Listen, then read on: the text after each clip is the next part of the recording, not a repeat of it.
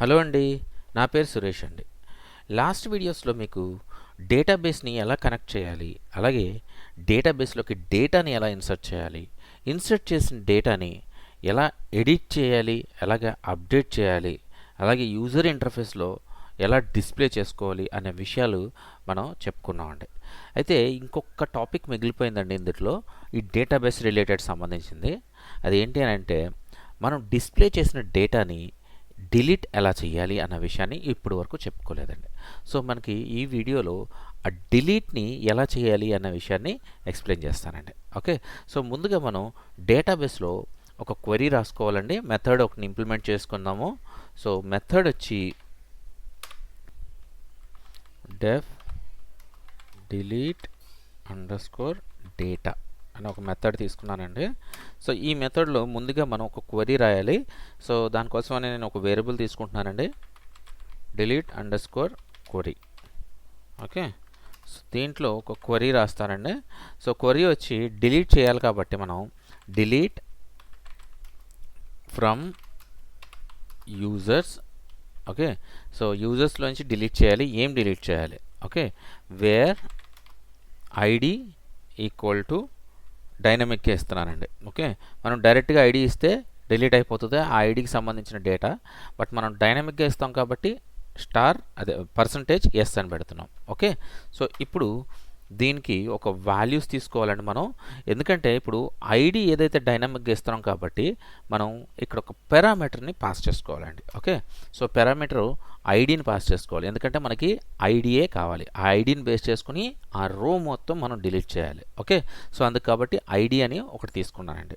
Okay, so దాని తర్వాత ఇప్పుడు మనం చేయాల్సింది ఏంటంటే వాల్యూస్ ఒకటి తీసుకోవాలండి. ఓకే, సో వాల్యూస్ ఏంటి, డైనమిక్గా వెళ్ళే వాల్యూస్ ఏంటి?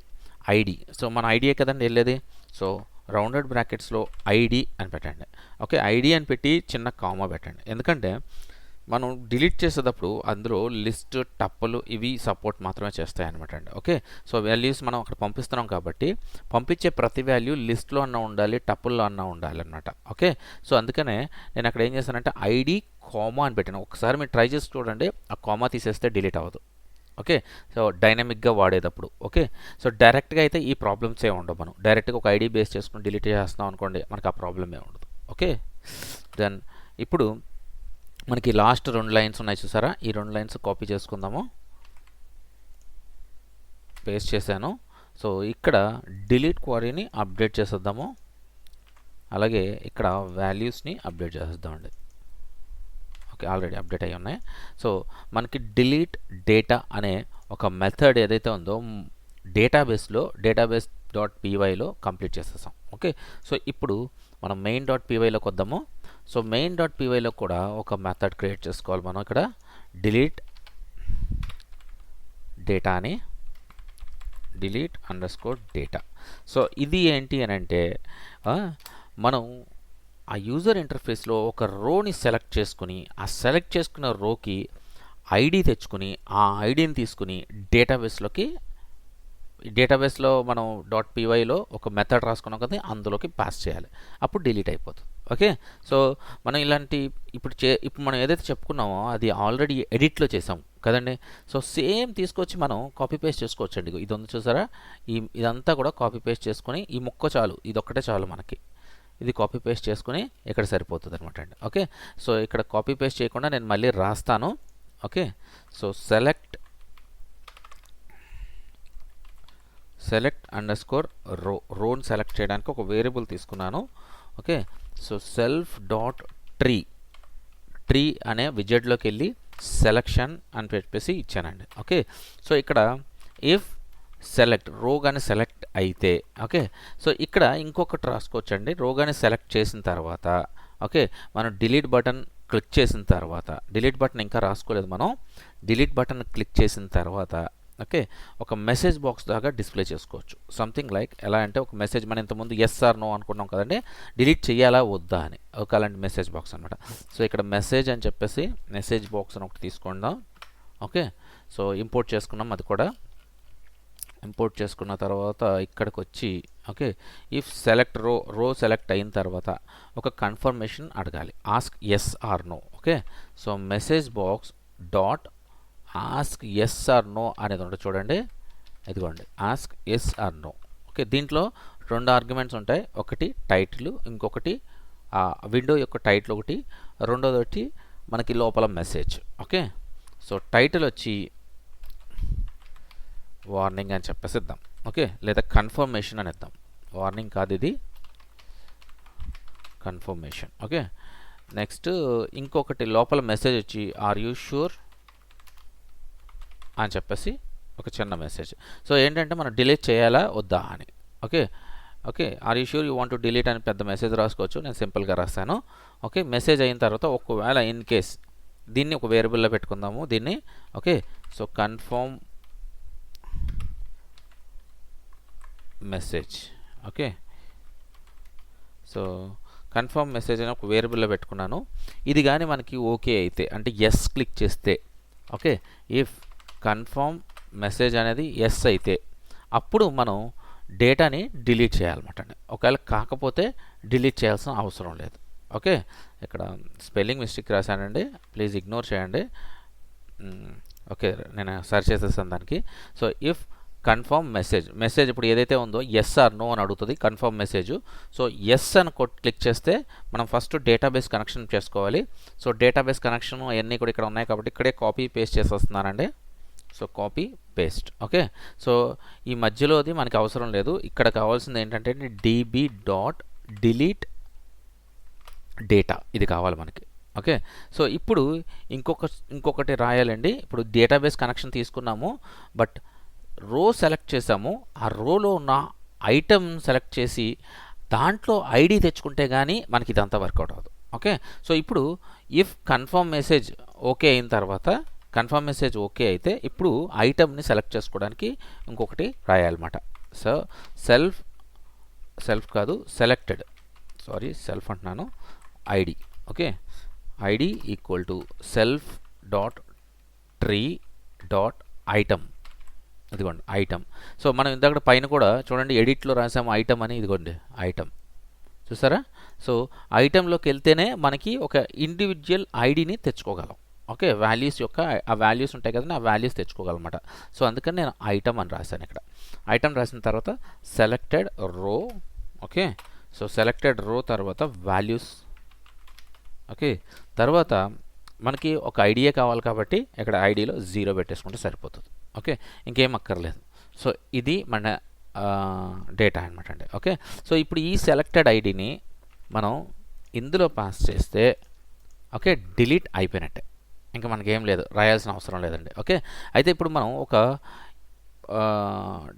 బటన్ అయితే ఇంప్లిమెంట్ చేయలేదు. రీజన్ ఏంటి, ఇక్కడ మనకి ఈ బటన్ ఒకటి రాసుకోవాలి మనకి. ఆ బటన్ అయితే నేను ఇంప్లిమెంట్ చేయలేదు ఇప్పుడు వరకు. సో ఇప్పుడు బటన్ రాస్తున్నానండి.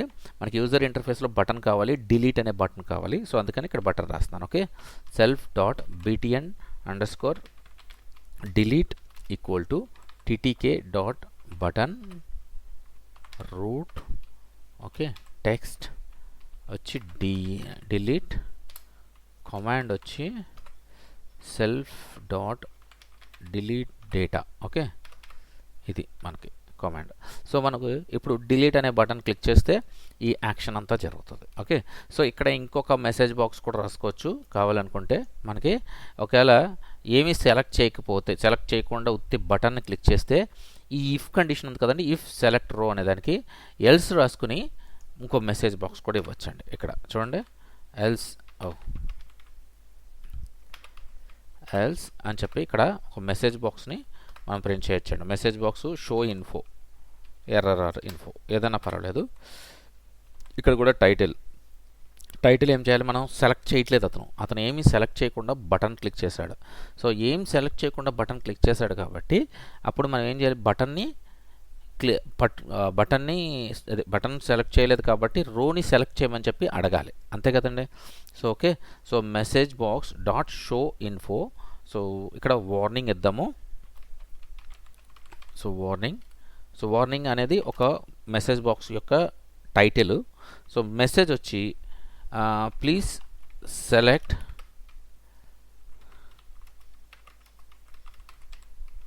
రో. ఓకే, రోని సెలెక్ట్ చేయమని చెప్పేసి అడుగుతున్నాం అనమాట. అంటే ఎందుకంటే సెలెక్ట్ చేయలేదు కాబట్టి అతను. ఓకే, సో ఇప్పుడు మనకు అయిపోయింది ప్రోగ్రామ్, మనం ఏదైతే ఉన్నదో అది రాసేసాము. సో ఒక్కసారి మనం రన్ చేసి చూద్దాము. ఓకే, సో రన్ చేశానండి, ఓపెన్ అయింది అప్లికేషను. సో ఇక్కడ నేను ఏమీ టచ్ చేయకుండా ఓకే, ఇక్కడ డిలీట్ బటన్ మనకి ఇంకా రాలేదు చూసారా. సో డిలీట్ మనం బటన్ అయితే రాసాం కానీ బట్ లేఅవుట్ ఇవ్వలేదండి. Okay, self.btn delete.place. Okay, so దీంట్లో మనం లాస్ట్ బటను ఇక్కడ దాని పక్కన రావాలంటే 280 ఇచ్చాం మనం. ఇక్కడ ఎక్స్ అండ్ వై మనం 380 ఇస్తే సరిపోతుంది, దాని పక్కనే వచ్చేస్తుంది. Okay, so 380. సో ఒకసారి మళ్ళీ రీరన్ చేస్తున్నానండి. ఎస్, డిలీట్ బటన్ వచ్చేసింది. ఓకే, సో ఇప్పుడు ఒకసారి డిలీట్ బటన్ క్లిక్ చేస్తాను, ఎటువంటిది సెలెక్ట్ చేయకుండా. ఇదిగోండి మెసేజ్ వచ్చింది చూసారా, వార్నింగ్ ప్లీజ్ సెలెక్ట్ రో. ఓకే, సో మనం రాసిన ఎల్స్ కండిషన్ మెసేజ్ వర్కౌట్ అవుతుంది. ఓకే, సో ఇప్పుడు ఈ 9 ఉంది చూసారండి, గని అని. సో దీన్ని సెలెక్ట్ చేసుకున్నాను, డిలీట్ చేస్తున్నాను. డిలీట్ అయితే అవ్వలేదు, ఎస్ఆర్ నో కూడా అడిగింది. సో ఎందుకు అవ్వలేదు అని అంటే యాక్చువల్లీ ఇది డిలీట్ అయ్యిందండి. చూడండి, ఒకసారి క్లోజ్ చేసి నేను మళ్ళీ రీఓపెన్ చేస్తాను. అదిగోండి డిలీట్ అయింది. బట్ ఎందుకు అప్డేట్ అవ్వలేదంటే మనం ఇక్కడ డిలీట్ అయిన తర్వాత మళ్ళీ ఫెచ్ అనే దాన్ని ఒకసారి కాల్ చేయాలండి. ఓకే, సో ఫెచ్ అనే దాన్ని, ఫెచ్ ఉంది కదండి, self.fetch data, దీన్ని డిలీట్ అయిపోయిన తర్వాత ఒకసారి కాల్ చేస్తే మనకి అది అప్డేట్ అవుతుంది అనమాట. ఓకే, సో ఇది ఖచ్చితంగా కాల్ చేయాలన్నమాట. ఓకే, సో ఇప్పుడు మళ్ళీ రన్ చేస్తాను చూడండి. ఇప్పుడు మళ్ళీ శివ అనే దాన్ని డిలీట్ చేస్తున్నాను. ఎస్ ఆర్ యూ షూర్ అన్నది కన్ఫర్మేషను, ఎస్ అన్నాను. చూసారా పోయింది, కనిపించట్లేదు. సో అలాగే ఇమీడియట్గా డిలీట్ అయిపోయి అప్డేట్ అవుతుంది అనమాట. ఓకే, సో ఐ థింక్ ఇప్పుడు డిలీట్ అనే కాన్సెప్ట్ కూడా మీకు అర్థమైందని నేను అనుకుంటున్నానండి. సో మనం డేటాబేస్లో ఏవైతే కాన్సెప్ట్స్ చెప్పుకోవాలో అవన్నీ కాన్సెప్ట్స్ కూడా మనం లాస్ట్ వీడియోస్లో కానీ ఈ వీడియోలో కానీ అన్నీ కూడా కవర్ చేసేసామండి. సో ఇప్పుడు డైరెక్ట్గా మనకి డేటాబేస్తో మన అప్లికేషన్ని ఎలా కనెక్ట్ చేసుకోవాలి, ఓకే, డేటాను ఎలా తెచ్చుకోవాలి, ఇన్సర్ట్ ఎలా చేసుకోవాలి, ఎక్సెట్రా ప్రతిదీ కూడా మనం క్లియర్గా చెప్పుకున్నామండి. ఓకే, సో మీకు అందరికీ కూడా అర్థమైందని నేను అనుకుంటున్నాను. ఇన్ కేస్ మీకు అర్థం కాకపోతే, ఎక్కడైతే అర్థం కావట్లేదో ఆ పాయింట్ని మీరు కామెంట్ చేయండి. కామెంట్ చేస్తే ఆ పాయింట్ దగ్గరే నేను అక్కడే ఎక్స్ప్లెయిన్ చేయడము, లేదంటే అదే టాపిక్ని ఇంకొంచెం డిఫరెంట్గా వీడియో చేసి పెట్టడమో చేస్తానండి. ఓకే, సో ఇంకొక విషయానికి వస్తే డేటాబేస్ ఏదైతే ఉందో మనం ఇప్పుడు డైరెక్ట్గా ఒక యాప్ నుంచి డేటాబేస్కి కనెక్ట్ చేస్తామండి. ఫర్ ఎగ్జాంపుల్ మన దగ్గర మల్టిపుల్ యాప్స్ ఉన్నాయనుకోండి. ఎగ్జాంపుల్గా అమెజాన్ ఉందండి. అమెజాన్లో వెబ్ బ్రౌజర్లో మనం లాగిన్ అయితే ఒక రకంగా ఉంటుంది, యాప్లో లాగిన్ అయితే ఇంకొక రకంగా ఉంటుంది. సో ఈ రెండింటిని ఒకటే డేటాబేస్ డీల్ చేస్తుంటుంది. అంటే ఒక్క డేటాబేస్లో నుంచి డేటా వస్తూ ఉంటుంది అనమాట. సో ఇలా ఒక్క డేటాబేస్లో నుంచి డేటా రావడానికి కాన్సెప్ట్ వాడేది ఏంటంటే రెస్ట్ ఏపీఐస్ అనమాట. ఈ రెస్ట్ ఏపీఐస్ ఏం చేస్తాయంటే ఒక్కటే ఏపీఐ అనమాట. సో ఒక ఏపీఐ అంటే ఫర్ ఎగ్జాంపుల్ ఒక యూఆర్ఎల్ అనుకోండి, google.com అనుకోండి. ఆ google.comలో ఏదో ఇన్ఫర్మేషన్ వస్తుంది అనుకోండి. ఆ ఇన్ఫర్మేషను ఈ యాప్లోనూ అప్డేట్ అవుతుంటుంది, అదే ఇన్ఫర్మేషను వెబ్ బ్రౌజర్లో కూడా అప్డేట్ అవుతుంటుంది అనమాట, ఆ రెస్ట్ ఏపీఐ. సో అలాగా డేటా తెచ్చుకోవడానికి కానీ, డేటా ఇన్సర్ట్ చేయడానికి కానీ, డేటా అప్డేట్ చేయడానికి కానీ, సో ఇలా ప్రతిదానికి డిలీట్ చేయడానికి కూడా అలాగా రెస్ట్ ఏపీఐస్ని బిల్డ్ చేసుకుంటారు అనమాట అండి. ఆ రెస్ట్ ఏపీఎస్ ద్వారా మల్టిపుల్ అప్లికేషన్స్ని మేనేజ్ చేయొచ్చు అనమాట అండి. Okay, so డేటాబేస్తో. సో ఇప్పుడైతే మనం అప్లికేషన్ని డైరెక్ట్గా డేటాబేస్తో డీల్ చేసాం. సో మనకి మన అప్లికేషన్కి డేటాబేస్కి ఒకటే కనెక్షన్, సో మల్టిపుల్ కనెక్షన్స్ లేవండి. ఓకే, సో ఐ థింక్ మీకు అర్థమైందని నేను అనుకుంటున్నాను. సో ఈ ఏపీఐస్ గురించి కానీ, ప్రతిదీ రెస్ట్ ఏపీఐస్ గురించి కానీ, ఇంకా మనకి వెబ్ బ్రౌజర్ సంబంధించిన జాంగో ఉంది చూసారండి, దాని గురించి కానీ, ప్రతి దాని గురించి ఓకే దాంట్లో కూడా డీటెయిల్గా ఒక ప్లేలిస్ట్ని తయారు చేస్తానండి. సో అది కూడా మీకు తొందరలో అప్లోడ్ చేస్తానండి. ఓకే, ఐ థింక్ మీకు అర్థమైందని ఇప్పుడు ప్రతిదీ కూడా అనుకుంటున్నానండి. సో ఇన్ కేస్ ఏమైనా డౌట్స్ ఉంటే దయచేసి కామెంట్ చేయండి. ఓకేనండి, బాయ్ అండి.